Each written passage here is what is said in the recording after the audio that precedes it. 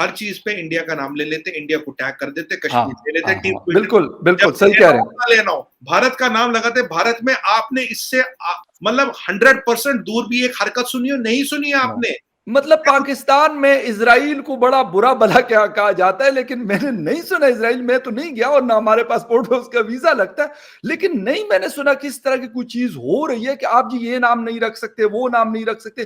ठीक है, क्लैशेस हैं, मसाइल हैं, वो मानता हूं मैं सर, लेकिन ये वाली चीज कम से कम किसी को नहीं कनपटी पे बंदूक रख के कहा जाता कि आप जी मुसलमान क्यों हो, आप ये क्यों हो, या आप किसी और मजहब से क्यों, अगर आप जीव नहीं है तो सर ये मतलब दुनिया कब रोकेगी और कैसे रोकेगी?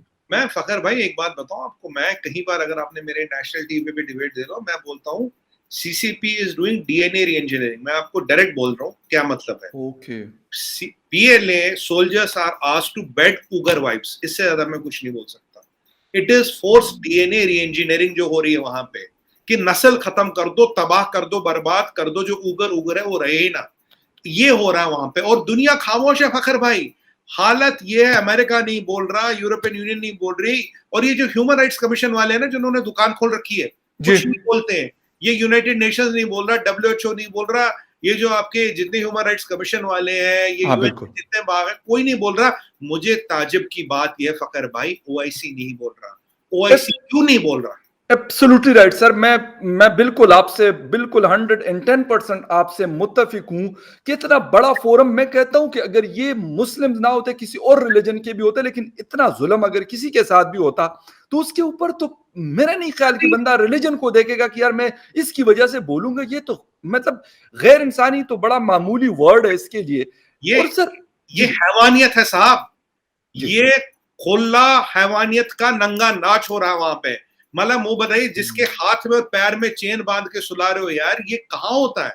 कहाँ ये सब हो रहा? ऑर्गन हार्वेस्टिंग कहाँ होती है? अच्छा सर, मुझे एक चीज और बताएं कि अभी तक हमने कभी नहीं सुना कि या तो कोई बहुत बड़ी मूवमेंट वहां पे चल रही हो। कहते हैं लोग कि जी मूवमेंट चल रही है हुकूमत के खिलाफ, गन है उनके पास, इस तरह की कोई चीज है कि नहीं है? मतलब कुछ नहीं उनके पास भाई साहब। मैं बताऊं आपको, वहां मस्जिदें उतार दी गई। हाँ बिल्कुल, हजारों मस्जिदें उन्होंने शहीद कर दी और खत्म कर दी। बिल्कुल खत्म कर दी। डिजाइन दिया फखर भाई, एक चकोर और ऊपर एक बीच में मीनार। मस्जिद में तो 4 मीनार होने चाहिए ना, कहते एक मीनार वाली मस्जिद, वो भी उसके ऊपर रहेगा, वो भी लिमिटेड। पर वो इंसानों को अगर नहीं छोड़ते तो मस्जिद तो बाद एक बिल्डिंग आती है, उसकी क्या हैसियत है? अगर इंसान की हैसियत नहीं है साहब। ऑर्गन हार्वेस्टिंग, ऑर्गन हार्वेस्टिंग आज के टाइम में आप सोच सकते हो। दुनिया चुप है बिकॉज चाइना से बिजनेस करने में इंटरेस्टेड है। दुनिया चुप है, उन्हें चाइना से डर लगता। दुनिया चुप है, वो चाइना आता तुम्हारे यहाँ सड़क बना दूंगा, तुम्हारे यहाँ रोड बना दूंगा, तुम्हारे यहाँ प्लांट लगा दूंगा, तुम्हारे यहाँ ये लगा दूंगा। पर आदमी के साथ वो क्या कर रहे हैं मैं बताऊं। हिटलर का तो नाम आपने हर जगह लगा दिया, चलिए बहुत बुरा आदमी था, मैं भी कहता हूं। आज आप बता रहे पुतिन, पुतिन बुचर है रशिया का, पुतिन ने ये काम किया क्या? और दुनिया में मुझे बताइए, इसराइल का नाम आता है, इसराइल में फखर भाई 19% पॉपुलेशन मुसलमान है। वो आईडीए में भी, इसराइल डिफेंस फोर्सेस में भी 19% या 15% मुसलमान है। वहां आपने ऐसी कोई हरकत सुनी है? 20% मुसलमान है। भारत का नाम लगाते, भारत में आपने इससे मतलब 100% दूर भी एक हरकत सुनी हो? नहीं सुनी है आपने। बताइए क्या, कहां बात, दुनिया में क्या हो रहा है? इसीलिए मैं हमेशा कहता हूं macro economics drives global politics. Macro global politics को ड्राइव करती है। चाइना के पास पैसा, चाइना का वर्चस्व है, चाइना पैसे लगा सकता है, लोग चुप है, लोग चुप है। मुझे बताइए, आप बुरा ना माने तो एक बात बताओ जी प्लीज सर। शरीफ साहब, हर चीज पे इंडिया का नाम ले लेते, इंडिया को टैग कर देते, कश्मीर ले लेते, टीम बिल्कुल बिल्कुल सही कह रहे हैं। लेना हो, इसराइल में जर्नलिस्ट की मौत होती है जिसका हमने भी कंडेमनेशन किया, उन्होंने कश्मीर और इंडिया को खींच दिया। पर मैं कहता हूँ शरीफ साहब, एक बार ये चाइना भी देख लीजिए। आप देखिए इन चाइनीज ने, आप बताइए चाइनीज ने तालिबान को क्यों रिकॉग्नाइज किया? उन्हें डर है कि कल को ये जो शेंजन से उनका बॉर्डर मिलता है, अगर तालिबानी आगे इनको लिबरेट करने के लिए। सर तुर्किस्तान मूवमेंट से ये डरते हैं और ये कहते हैं कि अगर उन्होंने सपोर्ट करनी शुरू की तो फिर तो हमारी मतलब सही चित्रोल हो जानी है। अगर तालिबानी पीछे आगे पकड़ नहीं पाओगे उसे रीजन, नहीं पकड़ सकते, उनको पता नहीं पकड़ पाएंगे, इसलिए तालिबान के साथ भी डील कर ली। सबसे पहले तालिबान को रिकॉग्नाइज किया, सबसे ज्यादा पैसा उनको दिया। और मुझे बताइए, जो ह्यूमन राइट्स के चैंपियन है अमेरिका वाले, फखर भाई चैंपियन कहां है? इतने बड़े सर वो आपको और हमें तो मतलब जिसे कहते हैं ना कि हमें तो बांध के रखते हैं, हिंदुस्तान को, पाकिस्तान को, बांग्लादेश को, मतलब किस किस तरीके से। इवन वो अगर इंडस्ट्री के ऊपर कोई चीज है और मतलब ह्यूमन राइट का मसला, तो कहते हैं हम आपकी प्रोडक्ट नहीं खरीद रहे। टेक्सटाइल आपका भी मतलब बहुत बड़ा एक प्रोडक्ट है, पाकिस्तान का भी है, बांग्लादेश का भी है, मतलब इस तरह की चीजें देखने को मिलती है। यहाँ पे लोगों को कहा जाता है कि मैं कहता हूँ रिलीजन को भी एक साइड पे कर दे, उनको जीने ही नहीं दिया जाता। एक और बात मैं आपको बताऊं, चाइना में एक लेडी है, नाम उसका चाइनीज नाम मुझे याद नहीं आ रहा है। जी जी। ये लेडी $1 कमाती थी साहब दिन का, $1 दिन का लेबर थी जी। फकर भाई। 17 से 22 साल के बीच में, कुछ बीच का टाइम, ये एप्पल के जितने आपके स्क्रीन बनते हैं, जो आपका टच बनता है, ये सब वो लेडी बनाती है। सीसीपी की मेंबर है। मुझे बता, $1 दिन का कमाने वाला लेडी आज $22 बिलियन की हैसियत रखती है 17 साल में। दुनिया में क्या और एग्जाम्पल दिखा दो। और उसकी फैक्ट्री में पता क्या पाया गया? 10 या 12 हजार स्लेव्स।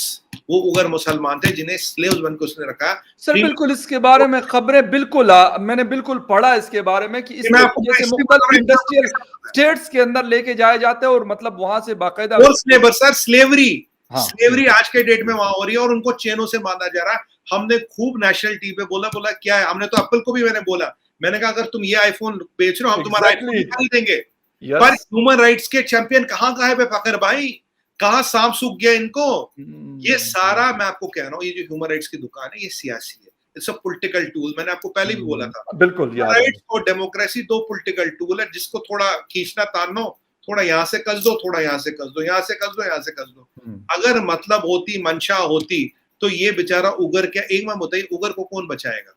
कौन बचाने आ रहा उगर को? कोई नहीं बचाने, कोई नहीं बचाना आ रहा साहब। और उसकी पता मुझे तकलीफ है फकर भाई, हिंदू मुसलमान सिख ईसाई की बात नहीं, आपने उसकी जमीन खा गए, अब उसको खा रहे हो। पहले उसकी जमीन खा गए, अब उसी जमीन के साथ उसकी शख्सियत, उसके वजूद को खा रहे हो। दिक्कत यहां है फकर भाई, और दुनिया चुप है, कोई बात ही नहीं।